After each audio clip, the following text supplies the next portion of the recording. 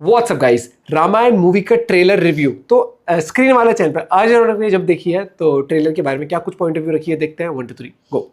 जय श्री राम दोस्तों। 4000 करोड़ का बजट, 5000 से भी ज्यादा पुराना इतिहास, देश के दो सबसे बड़े सुपरस्टार्स, हॉलीवुड का सबसे बड़ा वीएफएक्स स्टूडियो और हैंस जिमर और ए.आर. रहमान जैसे दो क्या बात है, स्टार्टिंग बढ़िया। इतना सब कुछ लगता है रामायण जैसी कहानी को बड़े पर्दे पर उतारने के लिए। और इसके बाद भी हमारे जिंजी बच्चों में से कुछ एरावत हाथी के उड़ने को कहते हैं कि अरे ये क्या है, ये गुनाह है। दोस्तों रणबीर कपूर और यश स्टार रामायण का पहला ट्रेलर रिलीज हो गया है। इस ट्रेलर को हमने भी देखा, कुछ पॉइंट्स हैं मन में, आइए शेयर करते हैं आपसे इसमें। दोस्तों जब कहानी 5000 साल पुरानी हो, जिसके आइडल, जिसके आदर्श हमारे खून में बहते हो, जिनके श्लोक हमारे कण कण में बसे हों और जिस कहानी को रामचरितमानस पाठ के जरिए अभी भी देश के न जाने कितने इलाकों में गाया जाता है, सुनाया जाता है, तो उसे पर्दे पर उतारना कोई प्रोजेक्ट नहीं है, एक अग्नि परीक्षा होती है।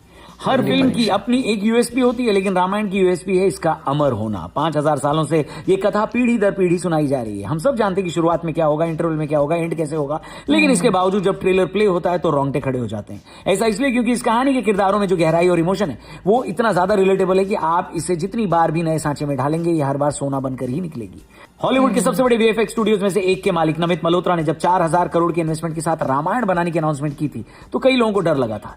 एक हालिया डिजास्टर जिसका कोई नाम लेने वाला भी नहीं बचा, उसने रामायण की कहानी के साथ जो किया उसे देखने के बाद अगर कोई रामायण बनाने की बात कर रहा है तो भाई साहब उसका लोहे का जिगरा है कि नहीं। और ये अनाउंसमेंट इन्होंने कर दी क्योंकि एवरेज इंडियन ऑडियंस का हिंदी मूवी इंडस्ट्री से भरोसा उठ गया था कि वो इस कहानी के साथ जस्टिस कर पाएंगे या नहीं कर पाएंगे। लेकिन ट्रेलर ने कई सारी शिकायतें दूर की है। इस ट्रेलर में कोई सस्ते हॉलीवुड कॉपी वाले मॉन्स्टर्स या अजीबोगरीब हेयरकट वाले दानव नहीं दिखे हैं। जो 20 दिखाए गए हैं उनमें से ज्यादातर का डिजाइन इंडियन कॉन्टेक्स्ट के हिसाब से रखने की कोशिश भी हुई है, जो इसके टीजर की सबसे बड़ी शिकायतों में से एक थी। तो इंप्रूवमेंट तो हुआ है। डायलॉग्स भी हल्के नहीं है, हालांकि डिलीवरी पर अभी भी कई लोगों को इफ्स एंड बट्स हैं, लेकिन उसके बारे में बाद में बात करेंगे। ट्रेलर का वो शॉट जहां रावण सिर्फ एक दहाड़ मारकर एक बड़े बीस्ट को चुप करा देता है, वो ऑरा फार्मिंग हो या प्रभु राम का शब्दभेदी बाण मारना हो, ऋषि विश्वामित्र से अपने दिव्य शस्त्र और सिद्धियां लेनी हो या वॉर सीक्वेंस हो, ये सारे सीन्स आपको अच्छे लगेंगे। ये दिखाता है कि वीएफएक्स का इस्तेमाल कहानी को सपोर्ट करने के लिए किया गया है, न कि उसे ओवर पावर करने के लिए। लेकिन इस ट्रेलर की सबसे खूबसूरत बात है इसका नैरेटिव स्ट्रक्चर। ये ट्रेलर सीधे भगवान श्री राम की महिमा से शुरू नहीं होता, बल्कि शुरू होता है यश यानी रावण के खौफ से। यश की एंट्री, उनका करिश्मा और स्क्रीन प्रेजेंस आग लगा देगी। अब क्योंकि रामायण की कहानी बुराई पर अच्छाई की जीत दिखाती है, इसलिए ट्रेलर पहले बुराई को रावण के रूप में एस्टैब्लिश करता है। ये बताता है कि बुराई कितनी ताकतवर है, कितनी भयानक और कितनी खौफनाक थी। अपने भाई कुबेर के राज्य पर उसका आक्रमण हो या 3 लोकों में उसका कोहराम, यश की स्क्रीन प्रेजेंस को फिल्म के मेकर्स ने काफी अच्छे से यूज किया है। रावण को एस्टैब्लिश करने के बाद प्रभु श्री राम की एंट्री हुई है। रणबीर की आंखों में जो पीस, ठहराव और कंपैशन है और रावण की एग्रेशन के बिल्कुल जो ऑपोजिट है वो देखने लायक है। ये वाला प्रेजेंटेशन भी बताता है कि कम से कम कहानी के कोर को पकड़ने की कोशिश मेकर्स ने की।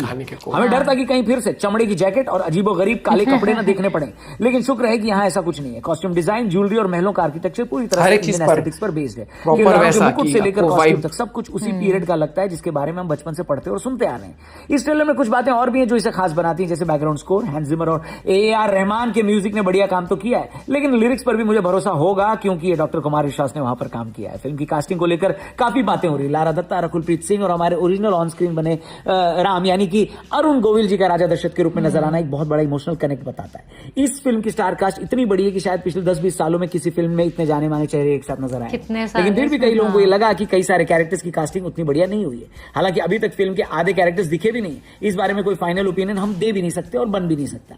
बात करते हैं उन कमियों की जिन्हें इग्नोर नहीं किया जा सकता। ट्रेलर में जैसे कुछ डायलॉग्स हैं जिसे बोलते समय लिप सिंक और डबिंग में थोड़ी सी दिक्कत दिख रही है। खासकर रणबीर के डायलॉग्स के दौरान ऑडियो और विजुअल्स के बीच हल्का सा गैप फील होता है, जिसे सुधारना जरूरी है। रावण की बात करें तो रावण के रूप में यश का स्वैग बेहतरीन है, लेकिन डायलॉग डिलीवरी का टोन कहीं ना कहीं केजीएफ के रॉकी भाई की याद दिलाता है। द्वारपाल के सामने उनका वो डायलॉग डिलीवरी एकदम रॉकी भाई वाला फील देता है, ऐसा लगता है अभी बोल न दें, मे आई कम इन है।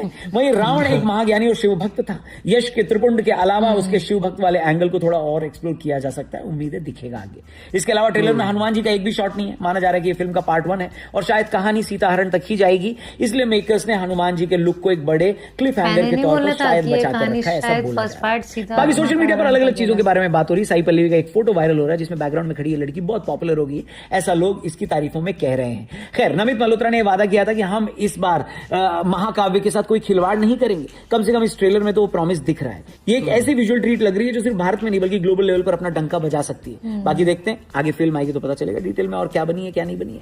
आपको ट्रेलर कैसा लगा कमेंट करके बताना, चैनल को सब्सक्राइब ट्रेलर बढ़िया लगा। और देखो पूरे वर्ल्ड वाइड सक्सेस के लिए मुझे लगता है कि अगर वर्ड ऑफ माउथ पब्लिसिटी हो गई मूवी आने के बाद, अगर एक बार वो कहता है ना वो लहर सी फैल जाती है, फिर तो नहीं रुकती भाई ये मूवी। फिर तो ये जितनी भी एक्सपेक्टेशन लगा लो ये बहुत कुछ कमा सकती है। जैसे सुनने में भी आया ना कि स्पाइडरमैन जो है शायद से उसने पहले दिन या पहले 2 दिन में 4,000 करोड़ कमा लिए, इतने कमा लिए, क्योंकि वर्ल्ड वाइड जाती है ना वो इंग्लिश मूवी, और वो मेजॉरिटी ऑफ द कंट्रीज वो बोलते हैं, और फिर वो डॉलर में छपना हर एक चीज़ वहाँ की कमाई हो जाती है ना। तो मुझे लगता है अगर इस मूवी की एक बार वो डिस्ट्रीब्यूशन बहुत अच्छे से हो गया और हाइप क्रिएट हो गई, तो भाई Ramayan as a movie worldwide अगर ये चल गई, मैं बता रहा हूँ ना कि भाई फिर तो बॉक्स ऑफिस कलेक्शन तो खुद शौक हो जाएगा कि भाई इतना भी जा सकता है। लेकिन हाँ, इंडिया में इस मूवी को बहुत प्यार मिलने वाला है, क्योंकि ट्रेलर से ना आपको वो जो फील गुड वाइब होती है, या आपको जो एक वो होता है ना कि करेक्ट फील होना, कि जैसे हमने रामायण पढ़ी है या जैसे हम एक विजुअलाइज भी करते, तो उस तरीके से ही प्रेजेंट किया गया है। भाई देखो, अब कोई कमी निकाल के मुझे रणबीर की जगह ये एक्टर चाहिए था, ये चीज़ तो आपकी चॉइस होती है भाई। जो डायरेक्टर है, जो प्रोड्यूसर था, उनकी भी तो चॉइस रही हुई ना, उन्होंने भी शॉर्टलिस्ट किया होगा, तो हमसे आया तो वो भी सोच के चले हुए कहीं ना कहीं। लेकिन हाँ, नो डाउट, लेकिन हाँ एज अ ऑडियंस हमारा वो रहता है इनपुट, वो हमेशा होता है, हम कभी भी सेटिस्फाइड रहते नहीं है किसी भी चीज़। लेकिन हाँ, एंड ऑफ द डे ये movie it's not about Ranbir Kapoor. ये पूरी एक जिस तरीके से प्रेजेंट होने वाली है, वो आपको वो करेक्ट फील कराए, वो बड़ा मैटर करेगा। और मुझे लगता है कि भाई तैयार हो जाओ, मतलब हमें तो अच्छा लगा, बहुत बढ़िया माहौल सेट होने वाला है दिवाली के आसपास। और बड़ी विषय करेगा। Bye, take care.